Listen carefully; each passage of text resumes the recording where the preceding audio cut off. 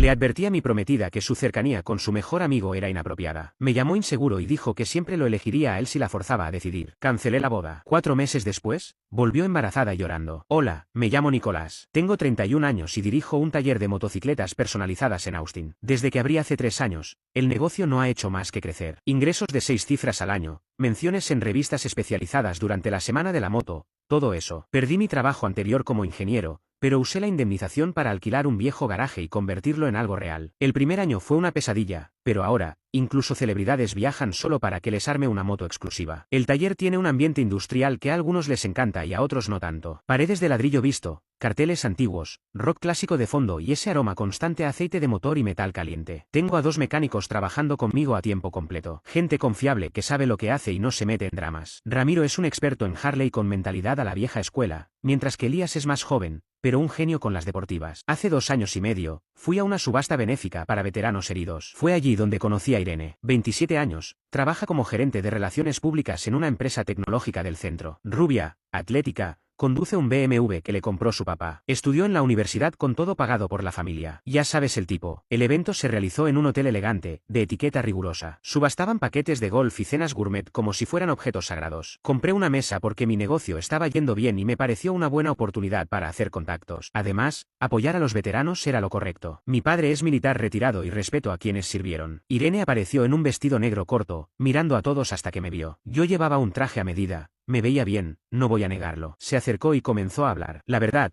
estaba fuera de mi liga en cuanto a apariencia, pero tenía claro que algo le interesaba de mí. Y en ese momento, mi taller ya era algo conocido, así que supongo que le gustaba ser vista con el chico de las motos en sus eventos de empresa. Mi mejor amigo, Julián, estaba conmigo esa noche. Es de esos tipos que pueden decirte la verdad sin filtro, y aún así hacerte reír. Tiene 32, trabaja en gestión de obras, fornido como un muro de concreto, pero con el sentido del humor de un comediante profesional. Me advirtió desde el inicio, esa chica tiene menos autenticidad que un show de lucha libre. Debería haberlo escuchado. Pero Irene era guapa, mostraba interés en mi trabajo en lugar de avergonzarse de él, y al principio no tenía problema en ensuciarse las manos en el taller. La etapa inicial de la relación fue bastante buena. Venía después del trabajo con comida de moda, se sentaba a verme mientras arreglaba motos y hasta se animaba a pulir el cromo de una vieja Chevrolet que estaba restaurando. La primera vez que la presenté a mi padre fue para enmarcarla. Él tiene 65 años, fue mecánico en la Fuerza Aérea y no se guarda nada. Dice lo que piensa, te guste o no, y suele tener razón, lo que lo hace peor. Es bonita, hijo, pero cuidado, chicas así tienen gustos caros y expectativas más altas aún. Asegúrate de que está contigo por las razones correctas. No le faltaba razón. Avancemos. 10 meses atrás le propuse matrimonio. Gasté $8.000 en un anillo que ella había estado insinuando por meses. La boda estaba programada para dentro de un mes. Todo el proceso de comprar el anillo fue un curso intensivo. 3 fines de semana visitando joyerías mientras Irene explicaba las 4C como si fuera una profesora universitaria. Tenía fotos del anillo de cada amiga en su celular,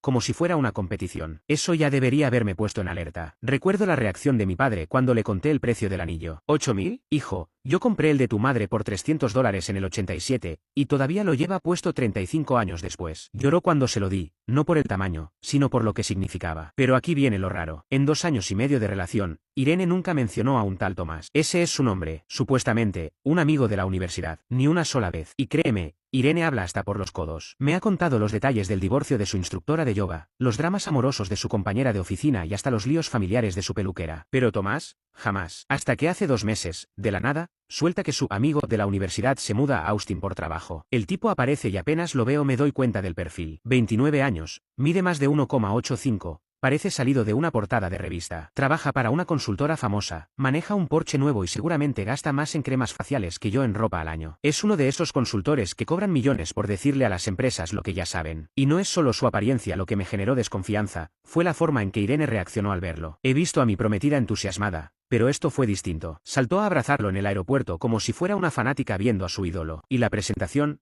peor aún. Este es Nicolás, dijo casi sin interés, como si yo fuera el contador. Tomás me dio un apretón de manos débil y enseguida se puso a hablar con ella como si yo no estuviera ahí. Sacó su teléfono, empezó a mostrarle fotos. Una broma interna sobre las vacaciones de primavera en Cancún. Fotos de ambos en la playa. Ella con un bikini diminuto, él sin camiseta luciendo su gimnasio, los dos posando como pareja en cada imagen. ¿Te acuerdas cuando fuimos a hacer parasailing?, le preguntó él. Dios mío, sí. Fue increíble, respondió ella, emocionada, inclinándose sobre él para ver mejor la pantalla. Yo ahí parado, preguntándome cómo era posible que nunca mencionara ese viaje con alguien así, ni mucho menos que existieran esas fotos. Julián me había llevado al aeropuerto ese día porque mi camioneta estaba en el taller. Él también vio todo, y con solo una mirada me dijo lo que pensaba. Tiene la capacidad de decirte 1000 cosas sin abrir la boca, solo con una ceja levantada. Intenté mantener la calma. Pensé que quizás solo estaban poniéndose al día. Pero después de 45 minutos de ser un accesorio invisible mientras mi prometida se reía como una adolescente con otro tipo, llegué a mi límite. Cuando intenté sacar conversación con Tomás sobre su trabajo, se puso a presumir sobre su salario de 6 cifras y lo bien que lo trata su empresa, vuelos en primera clase, hoteles 5 estrellas, cuenta de gastos sin tope, todo adornado con su reloj de lujo y su sonrisa falsa. Antes de que pudiera decir algo sobre el éxito de mi negocio, Irene saltó a ofrecerle nuestra habitación de invitados. Sí, nuestra, en mi casa, la misma casa que yo compré y por la que yo pago la hipoteca. Cuando le pregunté si no le parecía más apropiado que ese tipo se quedara en un hotel, como en el Four Seasons, que parecía más acorde a su estilo, me cortó enseguida con un, cariño, está bien. Es solo por unos días. No pude discutir más. En el viaje de regreso a casa, mi amigo Julián, que estaba conmigo, no tardó en expresar lo que pensaba. Ese tipo tiene la lealtad de un coche alquilado. Y ni siquiera disimuló mientras miraba al barman mientras tu novia le hablaba. Yo no me había dado cuenta de eso, pero Julián ve todo. Poco después, Tomás, ese supuesto amigo, se instaló en el cuarto de huéspedes como si fuera suyo. Usaba mi equipo de gimnasio, vaciaba mi despensa, y hasta se atrevió a mover los muebles del salón porque, según él, no favorecían la conversación. Mi gimnasio está en el garaje, lo transformé yo mismo, tiene pesas olímpicas, un saco de boxeo, una jaula de sentadillas, todo montado pieza por pieza durante 2 años. Y él lo trataba como un gimnasio público. No limpiaba nada, dejaba sus botellas sucias en la cocina, cambiaba los ajustes de mis máquinas. Pero lo que realmente me colmó fue lo del salón. Un día llegué a casa y vi mi sofá de cuero en otra posición, apuntando hacia la cocina en lugar de la televisión. La mesa de centro la había sustituido por una especie de escultura moderna que Irene compró sin consultarme. Mis pósters de motos Harley, que llevaban años ahí, los había bajado porque ahora, al parecer, eran demasiado vulgares frente a manchas abstractas con título en francés. Me acerqué a Irene, intentando no explotar, y le pregunté, ¿qué demonios está pasando aquí? ¿Quién le dio permiso a tu amigo para cambiar las cosas de mi casa? Me miró con fastidio y susurró molesta, baja la voz, Nicolás. Él está acostumbrado a una estética más sofisticada. ¿Sofisticación? Que se alquile su propio apartamento, entonces. Pero a Irene no le gustó nada mi respuesta. Lo defendió de inmediato. Empecé a notar un cambio claro en ella. Todo lo que yo hacía ya no era suficiente. La decoración debía ser más refinada, mis bebidas eran una vergüenza y mi ropa necesitaba elevarse. Empezó a comprarme camisas y pantalones que parecían sacados del armario de Tomás, todos de tiendas caras como Nordstrom. Le dije que ya tenía ropa y que me vestía a mi manera. Me respondió que necesitábamos estar a la altura de nuestro nuevo círculo social. ¿Nuevo círculo social? ¿Desde cuándo teníamos uno? ¿Y por qué debía cambiar para encajar en él? Cada vez que estaban juntos, hablaban en clave, chistes internos, anécdotas de universidad, viajes de primavera, nombres de personas que yo nunca había escuchado. Me sentaba en mi propio salón sintiéndome como un intruso. Y cuando intentaba participar, Irene me cortaba con un eso fue antes. Tú no entenderías, las cosas eran diferentes entonces. Disculpa si no fui a una universidad de élite pagada con el dinero de papá. Yo estaba ocupado construyendo una vida, no derrochando en vacaciones. Y cada historia entre ellos sonaba más a citas pasadas que a simples amistades. Bailes de gala donde, casualmente, Tomás era su pareja porque no había nadie más. Una noche, Julián vino de visita. Irene y Tomás salieron a dar uno de sus típicos paseos nocturnos, solo ellos dos, como cada noche, mientras yo fregaba los platos o me iba al garaje a trabajar en alguna moto. Cuando se fueron, Julián me miró en silencio y dijo, he visto cosas patéticas en mi vida, pero lo tuyo se lleva el premio. Te están quitando el control en tu propia casa. ¿Qué esperas? Échalo de una vez. El colmo llegó el siguiente domingo, cuando vino mi padre. Tenemos una tradición de asar carne y trabajar en algún proyecto juntos cada 2 semanas. Es algo que valoro muchísimo. Entró al salón y vio a Tomás repantigado en mi sofá, vestido con ropa de marca, comiendo como si fuera el dueño del lugar, mientras Irene lo trataba como a un invitado de honor. Se quedó callado, observando. 30 segundos de silencio antes de hablar. ¿Y este quién es? El Kendall. Tomás intentó presentarse con esa actitud artificial de consultor, hablando de su emocionante carrera y lo agradecido que estaba. Mi padre simplemente asintió con frialdad y se marchó al jardín. Y ahí supe que no le había caído nada bien. Cuando mi padre no dice mucho, es que no le gustas. Una vez fuera, me lo dijo sin rodeos, ese muchacho no está buscando apartamento. Ya encontró uno, el tuyo. Y tu novia ya actúa como si se hubiera mudado con él. Te lo digo como alguien que lleva 35 años casado, eso no es amistad. Ese tipo va tras ella, y ella se lo está permitiendo. Y tenía razón. Todo se descontroló más cuando Tomás empezó a involucrarse en la organización de la boda. Opinaba sobre todo, flores, menú, regalos para los padrinos, hasta la música. Irene lo alababa sin parar, decía que él sí sabía lo que a ella le gustaba. Más que yo, con quien llevaba más de 2 años de relación. Lo de la música fue una falta de respeto directa. Irene y yo ya habíamos elegido una mezcla de rock clásico y algo de country, canciones que nos representaban. Pero Tomás dijo que era demasiado básica para el lugar. Hizo una nueva lista con jazz e indie que no harían bailar a nadie. Usó mi propio ordenador para enseñármela. Confía en mí. Esto dará la atmósfera ideal. Tus invitados lo van a agradecer, decía mientras navegaba en su Spotify Premium. Pero el verdadero límite lo alcanzamos en la prueba de pasteles. Sí, también vino, porque claro, él conocía el paladar refinado de Irene. Esa Irene que durante más de 2 años comió hamburguesas, tacos y pizza como cualquier persona. Pero de pronto, resulta que necesita la guía de Tomás para escoger un pastel. Cuando por fin se eligió uno, el que él propuso, por supuesto, Irene lo miró con adoración y le dijo,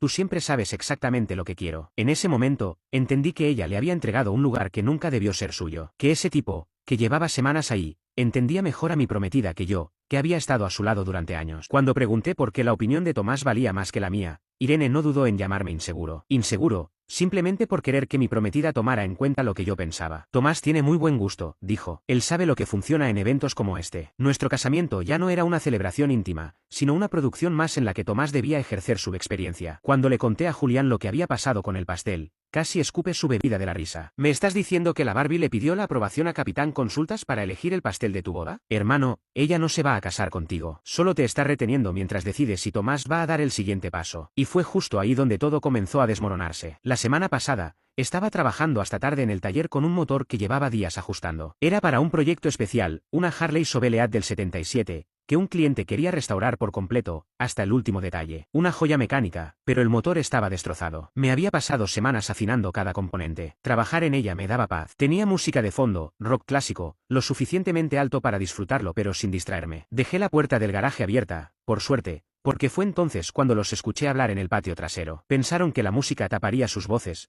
pero tras tantos años escuchando ruidos de motores, mi oído se ha vuelto fino. Lo que oí me dejó helado. ¿Estás segura de que quieres casarte, Irene? Preguntó una voz masculina. Dejé de usar la llave de impacto de inmediato. Era Tomás. Nicolás es un buen tipo, respondió ella, pero su tono era inseguro, como si estuviera tratando de convencerse. Y entonces llegó la frase que lo reveló todo. Los buenos chicos terminan últimos, dijo él. Tú mereces a alguien que iguale tu inteligencia, tu ambición, tu clase. Ahí estaba, el mensaje oculto que Tomás venía insinuando hacía semanas. No era de su clase, no era suficientemente inteligente, ni ambicioso, ni socialmente adecuado para ella. La voz de Irene titubeó. ¿Es complicado? No tiene por qué serlo. Tú sabes que siempre ha habido algo entre nosotros. 6 años de supuesta amistad, y Tomás siempre había estado esperando su oportunidad, jugando al amigo fiel mientras se mostraba como la opción superior, saboteando silenciosamente lo nuestro. Lo había estado construyendo todo este tiempo. Mientras yo me enamoraba, él seguía ahí, esperando su momento. Apagué la música y entré en casa, pero dormir fue imposible. Al día siguiente, llamé a Julián apenas salió el sol. Ya era hora de que el capitán cornudo mostrara sus verdaderas intenciones, dijo en cuanto respondí. ¿Qué escuchaste? Le conté todo, palabra por palabra. Ese tipo te confesó su plan completo. Ahora la pregunta es, ¿vas a hacer algo al respecto? Y sí. Decidí que no podía quedarme de brazos cruzados. Esa misma tarde tomé una decisión. Le dije a Irene que era momento de que Tomás buscara su propio lugar. La boda estaba a solo 3 semanas y necesitábamos enfocarnos en nosotros. Cuando Irene volvió del trabajo, le solté directo. Tomás tiene que irse. No podemos enfocarnos en el casamiento mientras él viva aquí. Su reacción fue inmediata y explosiva. Me llamó egoísta por echarlo justo cuando estaba empezando su nueva vida en la ciudad. Le recordé que tenía un trabajo que superaba los 6 dígitos al año y podía permitirse un departamento sin problemas. Entonces, ella me amenazó con posponer la boda si yo iba a seguir siendo tan celoso y controlador. Es mi mejor amigo, Nicolás. ¿Cómo puedes ser tan insensible? Así que ahí estaba. ¿Iba a aplazar nuestra boda, a por Tomás? ¿Postergarías nuestra boda por él? Pregunté. La pospondría porque estás actuando como un paranoico controlador. ¿Paranoico? Por no querer que otro hombre viviera con nosotros.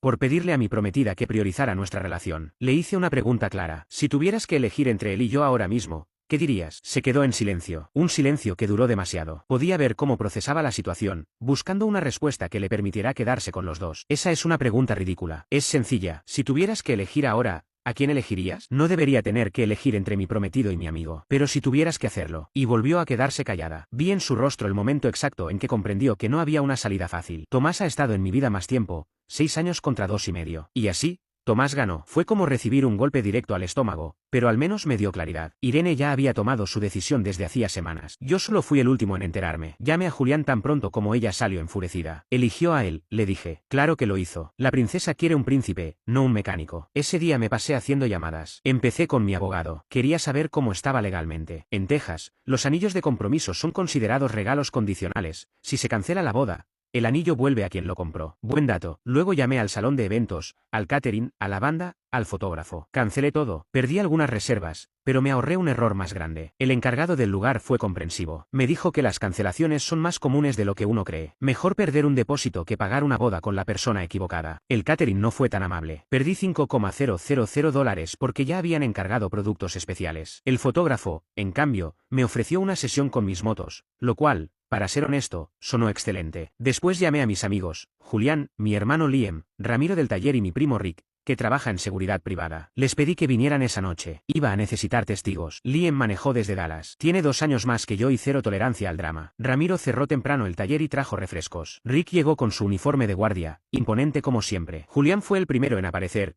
con una hielera llena de bebidas energéticas y su sonrisa más grande. Esto va a ser mejor que cualquier show de pago por evento. ¿Por fin vas a sacar a esos parásitos? Cuando Irene y Tomás regresaron de otra cena, a la que, por cierto, no fui invitado, yo ya los esperaba en la sala con mis amigos y algunos documentos. La cara de ambos al entrar fue insuperable. Tomás se puso pálido. Irene, roja como un tomate. Tenemos que hablar de lo que pasó esta mañana, empezó ella. En realidad, no, le corté. Tomás, tienes hasta mañana en la mañana para sacar tus cosas de mi casa. ¿Cómo? Dijo Irene, alzando la voz. Y tú también. Aquí tienes tu aviso de desalojo de 30 días. Ella tomó los papeles como si estuvieran escritos en otro idioma. Me miró, luego a mis 4 amigos sentados en fila, como si fueran un tribunal. Y cuando notó que hablaba en serio, su rostro explotó de furia. El resto sucedió como lo había previsto. Irene alegando que no podía quitarle el anillo de compromiso. Yo explicándole la ley de Texas sobre regalos condicionales. Tomás intentando calmar las aguas, hasta que Rick se ofreció a ayudarlo a empacar. Y con Rick parado ahí, 1,9 metros, 115 kilos de músculo y 20 años de experiencia en seguridad, nadie discutió demasiado. Tomás lo miró una sola vez y, por algún motivo, decidió que lo más prudente era cooperar. Irene, en cambio, intentó justificar todo, insistiendo en que era normal tener amigos del sexo opuesto y que yo estaba siendo controlador e irracional. Pero la realidad hablaba por sí sola. Ella había preferido a Tomás antes que a mí, pospuso nuestra boda por él, y tomó sus opiniones como guía absoluta para cada detalle, desde las flores hasta el mobiliario. El anillo, Irene, le dije con calma. Ella lo lanzó con rabia. Lo atrapé en el aire, como si todos mis años afinando carburadores hubieran servido para eso. Toma tu ridículo anillo, pero no vengas arrastrándote cuando te des cuenta de lo que perdiste. Sé perfectamente lo que estoy evitando, le respondí sin dudar. Julián, como siempre, no pudo contenerse. Dale una semana. Te apuesto lo que quieras a que suben su primera foto juntos como pareja antes del viernes. A la mañana siguiente, Tomás ya no estaba. Se había ido con su equipaje de diseñador y sus productos de cuidado facial, de regreso a su hotel de lujo. Irene pasó el día llorando y metiendo cosas en cajas. Mientras tanto, mis muchachos se encargaban de que no rompiera nada accidentalmente mientras salía. Ramiro y Elías incluso la ayudaron a cargar sus pertenencias en la camioneta de mudanza. Al mediodía, mi teléfono no paraba de sonar. Era un desfile interminable. Sus padres, su hermana, sus damas de honor, incluso algunas compañeras de trabajo. Todos tenían una opinión sobre lo horrible que había sido yo al humillar a Irene de esa forma. Su madre fue la primera en llamar, gritando que había avergonzado a su familia y arruinado la felicidad de su hija. Intenté explicarle que Irene había elegido a otro hombre por encima de mí,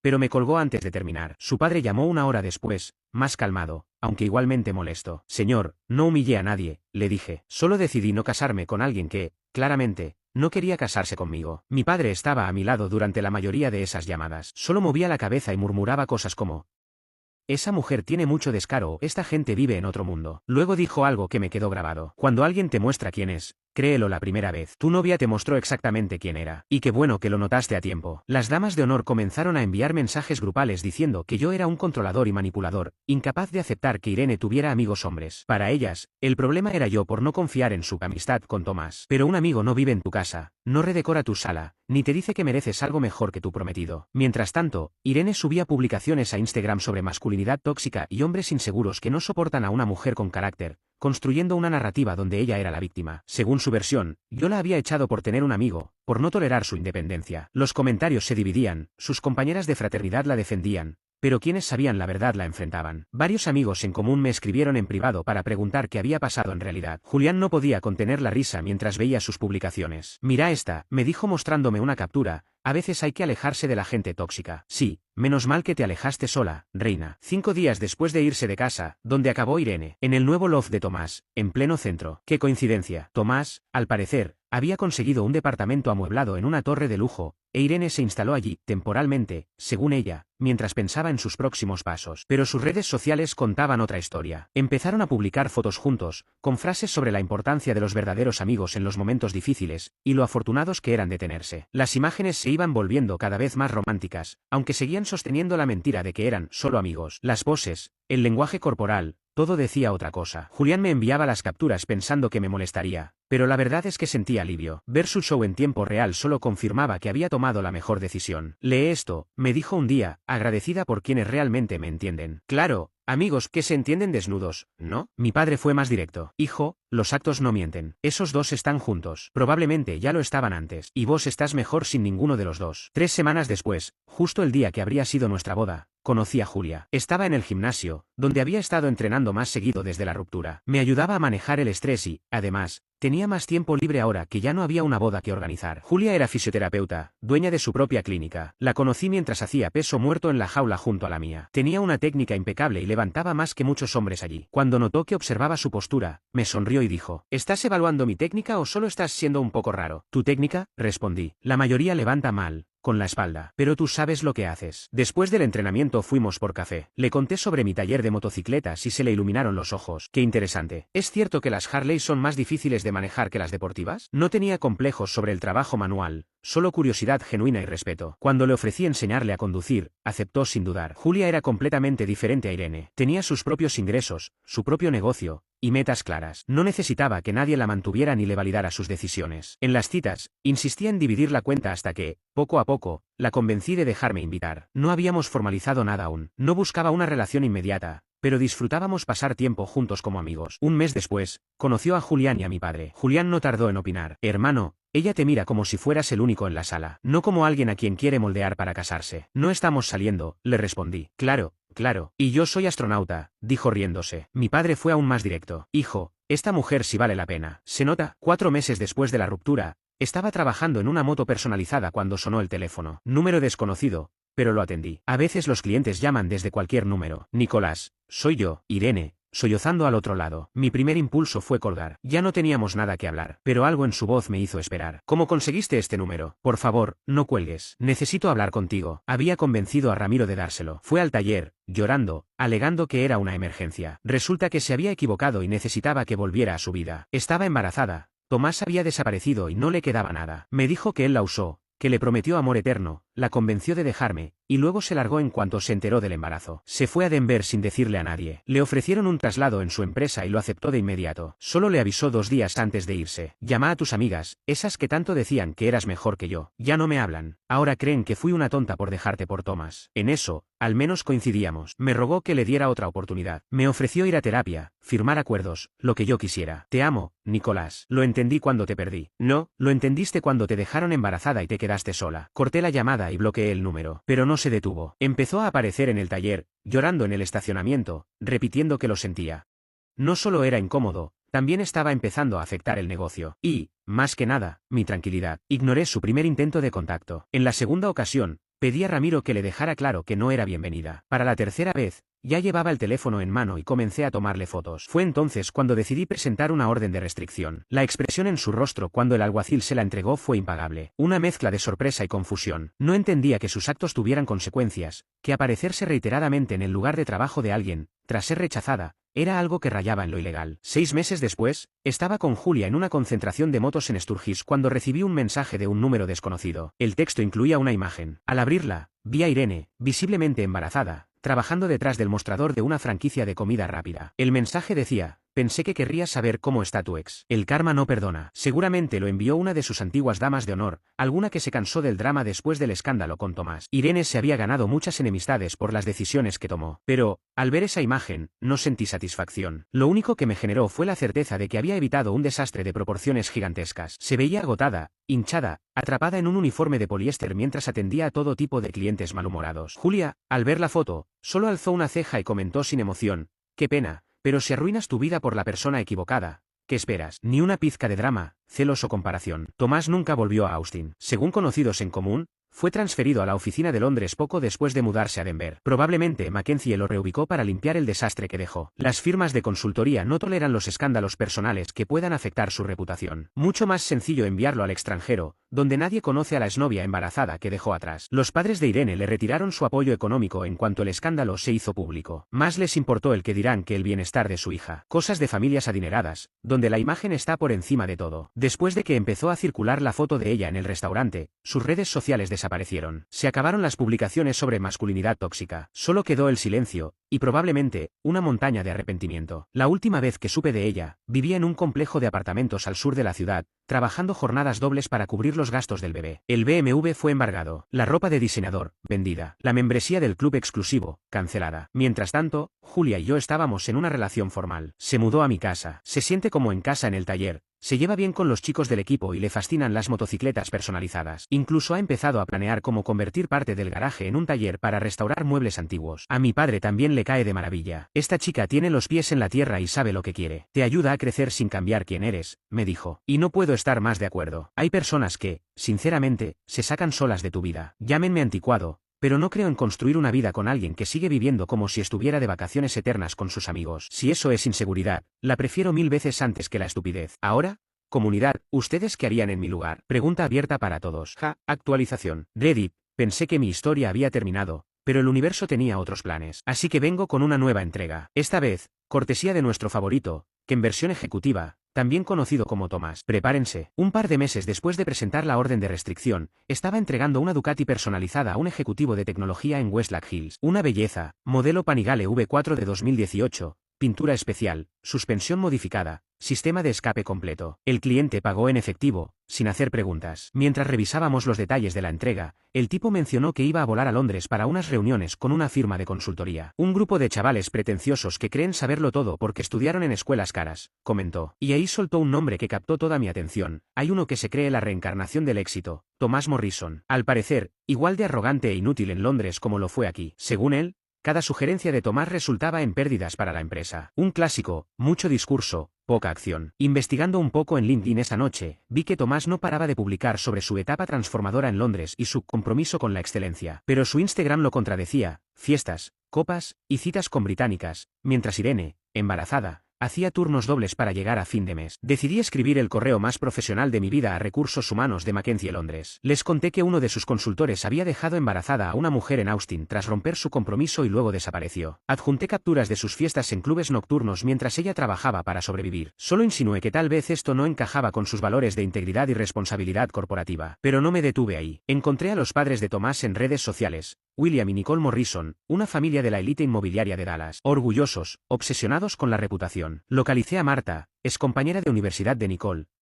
quien ahora colabora en un centro de ayuda a madres solteras en Austin. Resulta que, casualmente, me encontré con ella en el mercado local y le conté sobre una joven madre que había sido abandonada por un chico adinerado de Dallas llamado Tomás Morrison. Marta se horrorizó. ¿El hijo de Nicole? Dios mío, ella siempre habla de lo exitoso y decente que es. Dijo que llamaría a Nicole. 3 semanas más tarde, recibí una llamada de un cliente habitual. Quería encargar otra moto. En medio de la conversación, mencionó: ¿recuerdas a ese tal Tomás de Mackenzie? Lo retiraron de Londres y lo mandaron de vuelta a Dallas. Algo de presión familiar y problemas con RRHH. Durante nuestra videollamada, Tomás se veía miserable. Su Instagram lo decía todo. Las fotos en clubes desaparecieron. Lo último era una imagen aburrida en un edificio genérico de Dallas, con un pie de foto, emocionado por esta nueva etapa. Los comentarios eran devastadores. Amigos de Londres preguntando qué había pasado. Familiares de Dallas fingiendo apoyo. Alguien incluso etiquetó a Irene preguntando si era el padre del bebé, lo que desató una cadena de comentarios que revelaron toda la historia. Marta no solo llamó a Nicole, organizó una intervención de damas de Highland Park, movilizó a todas sus amigas, lo convirtió en un asunto comunitario. Nicole, muerta de vergüenza, obligó a Tomás a regresar inmediatamente. No solo le hizo renunciar a Mackenzie, también lo puso a trabajar en la inmobiliaria familiar, ganando mucho menos. Y lo más importante, le hizo crear un fondo fiduciario para Irene y el bebé. Todo para evitar más escándalos. Ese fondo fue la cereza del pastel. Tomás pasó de tener un sueldo de 6 cifras a trabajar bajo vigilancia en la empresa familiar, pagando cada mes a la mujer que había intentado ignorar. Gracias a ese fondo, Irene recibe más de lo que ganaba sirviendo hamburguesas. Además, ahora tiene cobertura médica. No tuve que levantar un dedo, ni recurrir a la confrontación. Solo dejé que el karma se abriera paso a través de LinkedIn y un grupo de madres indignadas. Y nunca lo olviden, si alguna vez escuchan la frase "solo somos amigos", sonrían, asientan, y empiecen a guardar pruebas.